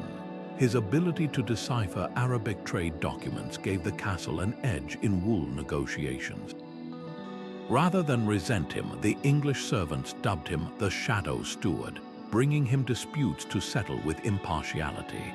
His rulings were said to be fairer than the Lord's own judgments. The true test came during crises. When fire broke out at Conway Castle in 1402, it was the Scandinavian roofers, usually mocked for their outlandish thatching techniques whose steeply angled designs slowed the flames long enough to save the armory. Afterward, their reward wasn't gratitude but suspicion. Surely only Norse pagans could have stopped a fire so quickly. Such paradoxes defined the foreign servants' existence, valued for what made them different, punished for never blending in. Their legacy lingers in castle stones. The distinctive zigzag drains in Dover's kitchens were copied from Levantine bathhouses by a Syrian servant. The rose varieties in Warwick's garden still carry traits of Persian cultivars smuggled in by a gardener's apprentice. These weren't just workers, they were unwilling ambassadors, their lives a living bridge between worlds that officially denied connection. Today, when we admire a medieval castle's unique architectural flourishes or traditional recipes, we're often glimpsing the fingerprints of those who came from somewhere else and changed everything without permission. Age crept up on castle servants like a silent thief, stealing strength from limbs, sharpness from eyes, and eventually their very place within the walls they'd spent a lifetime maintaining. For every white-haired steward allowed to doze by the fire with a ceremonial title, a dozen more were cast out like worn-out boots. The lucky ones might limp to a corner of the family's lesser estate, given a pallet in the granary in exchange for scaring off birds. The rest faced choices as bleak as a winter sky: beg at the monastery gates, starve in the village ditch, or, if desperation outweighed shame, crawl back to the castle midden heap to scavenge scraps with the dogs. Consider the fate of Alaric, a master falconer who trained birds for 3 generations of nobles.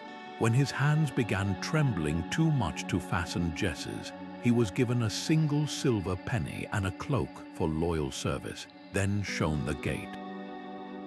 No one mentioned the decades of pre-dawn hunts, the talon scars crisscrossing his arms like a map of devotion.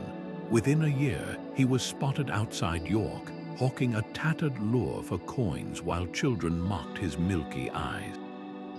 The lord who'd once toasted his skill now crossed the street to avoid his outstretched hand.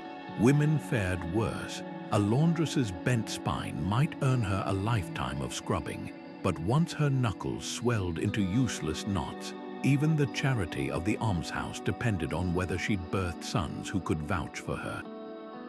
Widows without family often became church porch dwellers, huddling against stone walls for warmth, their only income coming from prayers mumbled for passers-by. Records from St. Mary's in London describe an unnamed woman found frozen at the church steps, her apron pockets stuffed with rosemary sprigs, perhaps her last attempt to trade scent for bread. Yet glimmers of mercy flickered in unexpected places. Some convents took in aging servants as lay sisters, trading light chores for gruel and a roof. At Kenilworth, an elderly gardener was allowed to plant a patch of medicinal herbs near the kitchen, his knowledge of comfrey and yarrow earning him a daily bowl of pottage long after his back could no longer lift a spade. More often, kindness came sideways, a cook slipping extra broth to a toothless gatekeeper, or stable boys leaving warm horse blankets on a retired groom's pallet. These weren't acts of policy, but quiet rebellions against a system that measured human worth in productivity. The cruelest twist, servants who'd handled nobles' most intimate needs became strangers overnight. A wet nurse who'd sung lullabies to a future king might die without the boy, now a lord, recognizing her in the street. The butler who'd memorized every guest's wine preference could spend his last days clutching a pewter cup gone empty. Age stripped them not just of work but of identity, reducing lifetimes of skill to a single question: what use are you now? A few defiant souls turned their decline into art. At Rowan, an embroiderer gone blind taught young girls to stitch by touch, her fingers guiding theirs like a loom's shuttle. In Gloucester, a retired armorer turned his trembling hands to carving toy soldiers for castle children, each tiny knight a silent rebuke to the wars he'd once equipped. Their legacies survived in odd corners: a folk song about the old crow in the rafters, a recipe for arthritis salve passed between herb wives, a child's memory of a wrinkled face smiling from the servant's hearth. The castle's true test wasn't how it treated servants in their prime, but how it released them, or didn't, when the fire burned low. For every noble who pensioned a favorite valet, 100 more servants vanished into the margins of ledgers, their endings reduced to phrases like "paid for a coffin, 4 pence," or "given to the poor box." Their ghosts linger in archaeology: arthritis-twisted bones buried beyond consecrated ground, a rusted spoon clutched in a grave with no marker.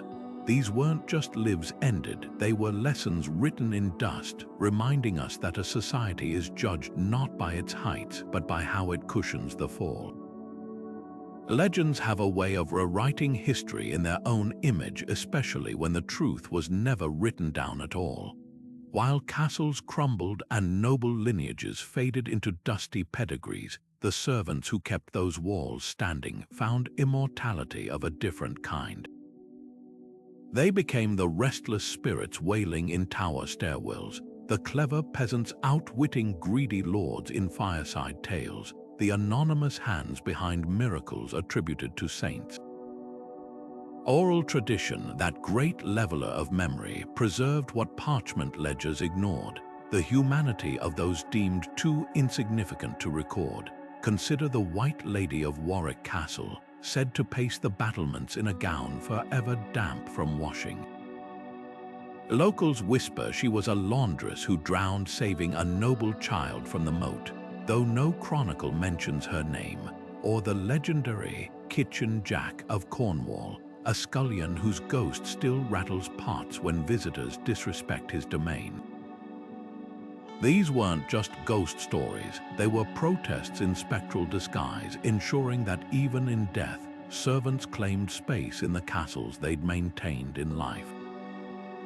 Trickster tales cut even deeper.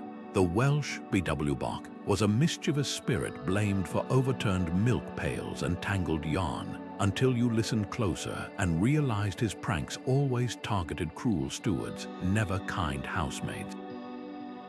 Scandinavian servants told of the Tomt, a barn gnome who rewarded fair treatment with blessings, but punished exploitation with spoiled harvests.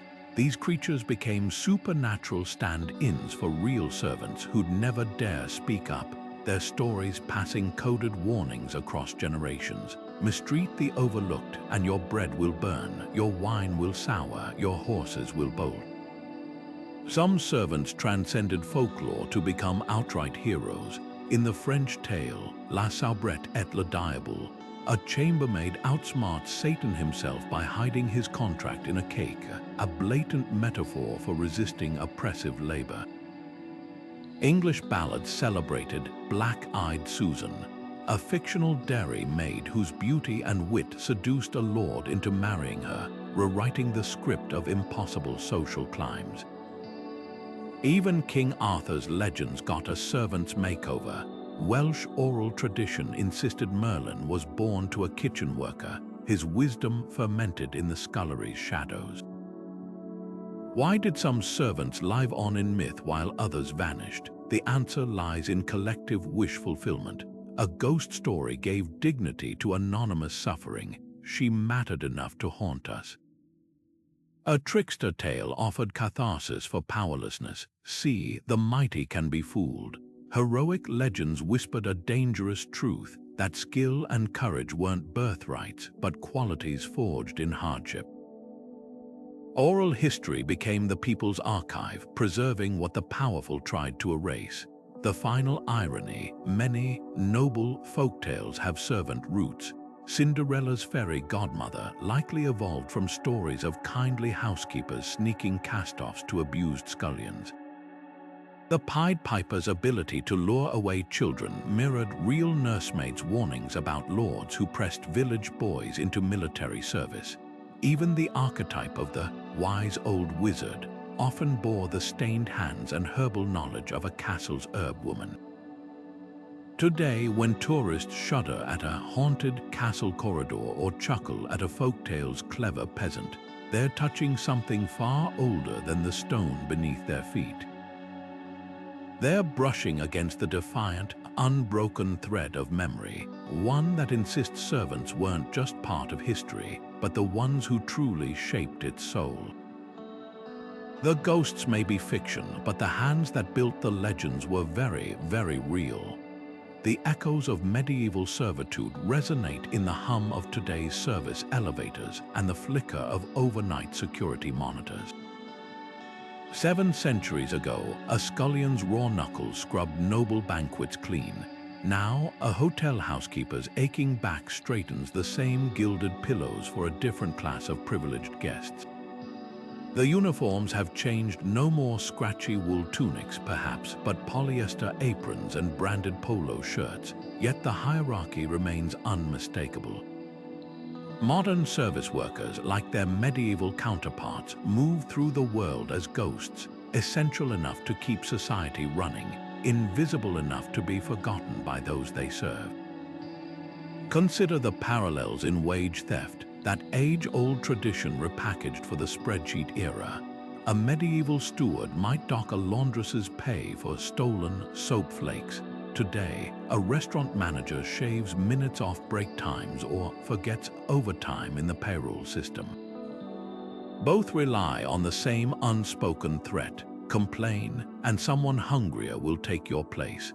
The gig economy has merely digitized the feudal contract delivery riders racing against algorithms for scraps of pay, just as turnspit boys once raced against the sundial to roast meat before the Lord's temper flared. Yet some contrasts cut deeper. Medieval servants rarely left the castle walls, their lives circumscribed by the same stones that sheltered and imprisoned them. Today's service workers commute from precarious housing to precarious jobs, their labor fragmented across Uber shifts, cleaning gigs, and overnight stocking, a patchwork of servitude without even the grim stability of a feudal roof overhead. The modern equivalent of the castle's dole isn't a pallet in the granary, but a food bank line where hospitality workers queue after serving 5-star meals they'll never taste. The greatest tragedy lies in the persistence of unpaid emotional labor.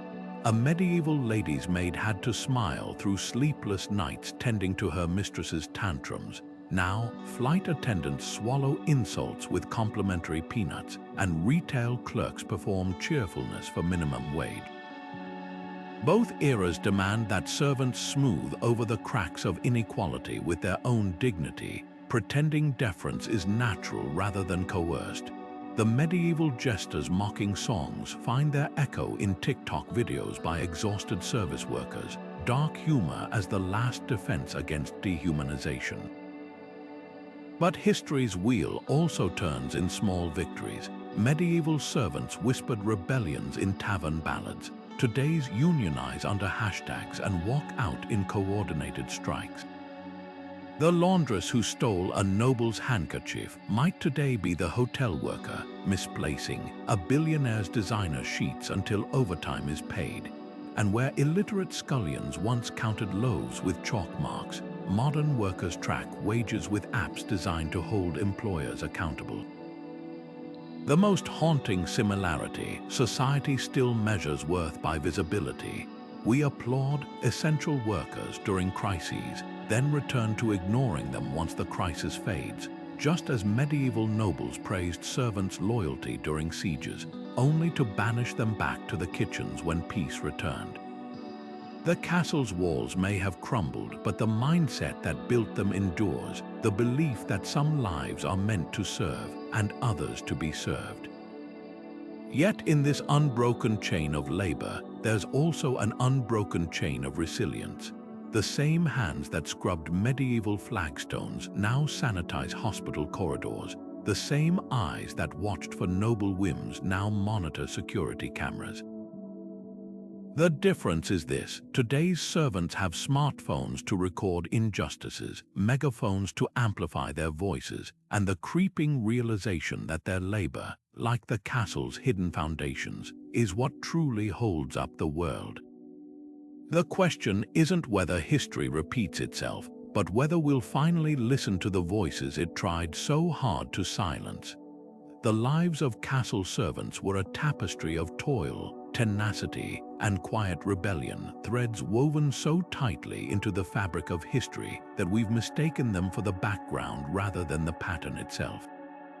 Every stone laid, every fire stoked, every whispered secret carried through torchlit corridors was a silent act of defiance against erasure. These were people who shaped the world with blistered hands and bent backs, their labor etched into the very mortar between castle stones. Yet for centuries, their stories were dismissed as footnotes, if recorded at all. What's remarkable isn't just their endurance, but their ingenuity. A scullion's trick to stretch a loaf of bread became a recipe passed down through famine. A laundress's method for removing bloodstains evolved into early textile science. Even the layout of servant passageways, those narrow, shadowed corridors, influenced modern architectural efficiency. Their legacy isn't just in what they endured, but in what they invented under duress. The castle's grandeur was always a collective illusion, one that required countless invisible hands to maintain. Lords boasted of soaring towers and lavish feasts, but without the stable boy who calmed the warhorse, the scribe who finessed the tax records, or the midwife who birthed the heir, their power would have crumbled like untended mortar. Servants didn't just support the medieval world, they were its foundation, their labor the true currency of nobility. Today, their ghosts linger in unexpected places. Run your fingers along the grooves of a well-worn castle staircase, and you're touching the echo of 1,000 servant footsteps. Pause in a kitchen courtyard, and you might hear the phantom clatter of pots from a feast prepared 5 centuries ago. These spaces remember what history books often forget: that castles weren't just stages for nightly drama, but living ecosystems where every role, no matter how small, kept the organism alive. So the next time you marvel at a medieval tapestry or stroll through a restored Great Hall, look beyond the glittering surface. Notice the uneven mortar where a laborer's trowel slipped, the faint charcoal smudges near a hearth where someone once warmed their hands after a long night's work. These are the real autographs of the past, left by people who built empires with no promise of seeing their names in light. Now we turn to you, whose story from these hidden corridors stayed with you. Was it the laundress trading gossip for bread, the stable boy whispering to war horses, or the scribe etching truths in ledger margins? Drop your thoughts below, and if you've enjoyed this journey into the shadows of history, don't forget to subscribe. After all, the past isn't just made of kings and queens, it's written in the calluses and quiet courage of those who serve.